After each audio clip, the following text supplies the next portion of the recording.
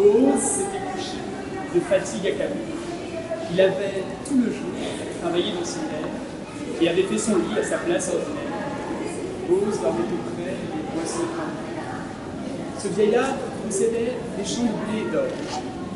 Il était, quoique riche, à l'âge justifiant. Il n'avait pas de fange dans l'eau de son moulin. Il n'avait pas d'enfer dans le feu de sa terre. Sa barbe était d'argent, comme un ruisseau d'avril. Sa gerbe n'était point avare ni haineuse. Quand il voyait passer quelques pauvres planeuses, laissait tomber exprès des épis, disait-il. Cet homme marchait pur, loin des sentiers obscurs, vêtu de probité candide et de limpide. Et toujours du côté des pauvres ruisselants, ses sacs de transcendés et fontaines publiques. Boaz était bon maître et fidèle parent. Il était généreux, quoiqu'il fût économe. Les femmes regardaient Boaz plus qu'un jeune homme, car le jeune homme est beau et le vieillard est grand. Le vieillard qui revient vers la source première entre au jour éternel et sort des jours changeants. Et l'on voit de la flamme aux yeux des jeunes gens, et dans l'œil du vieillard, on voit de la lumière. Donc, Boaz, dans la nuit, dormait parmi les siens, près des meules prises pour des décombres. Les travailleurs, couchés, faisaient des groupes sombres, et ceci se passait en des temps très anciens. Les tribus d'Israël avaient pour chef un juge. Et la terre, où l'homme errait sous la tente, inquiet des empreintes de pas de géants qui voyaient, était encore mouillée et molle du déluge. Comme le dormait Jacob, comme le dormait Judith, Boaz, les yeux fermés, gisait sous la feuillée. Or, la porte du ciel fut entrebâillée au-dessus de sa tête, un songe en descendit. Et ce songe était tel que Boaz vit un chêne, qui sortit de son ventre, allait jusqu'au ciel bleu. Une race montait comme une longue chaîne. En bas chantait un roi, en haut mourait un Dieu. Et Boaz murmurait avec la voix de l'âme. Comment se pourrait-il que de moi ceci vaut? Le chiffre de mes ans a passé 80 et je n'ai plus d'enfants et je n'ai plus de femmes. Voilà longtemps que celle avec qui j'ai dormi, ô Seigneur, a quitté ma couche pour la vôtre.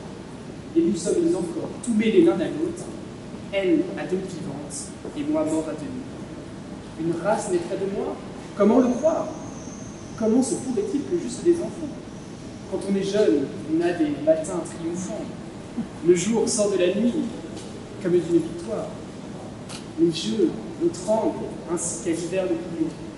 Je suis veuf, je suis seul, et sur moi le soir tombe. Et je cours, ô mon Dieu, mon âme vers la tombe, comme un bœuf ayant soif, quand je suis vers toi. Ainsi parlait Boaz, dans le rêve et l'extase, tournant vers Dieu ses yeux par le soleil mouillé, par le sommet mouillé. Un cèdre ne sent point, une rose à sa base, Boaz ne sentait pas une femme à ses pieds. Pendant qu'il sommeillait, une Moabite s'était couchée au pied de Boaz le sein nu, espérant qu'on ne sait quel rayon inconnu quand un fait de réveil la lumière subite. Boaz ne savait point qu'une femme était là, et Ruth ne savait point ce que Dieu voulait d'elle. Un frais parfum sortait, un touffle d'asphodèle, les souffles de la nuit flottaient sur Gabriela. L'ombre était nuptiale, auguste et solennelle.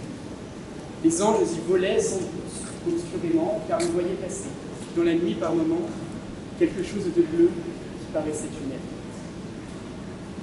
La respiration de Boaz qui dormait se mêlait au ruisseau et au ruisseau sur la mousse.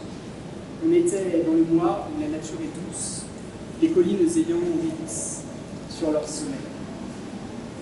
Boaz dormait et Ruth songeait, l'herbe était noire, les grelots des troupeaux palpitaient vaguement, une immense montée tombait du firmament.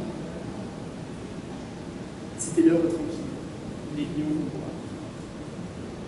Tout reposait dans Ur et dans Jérimabel.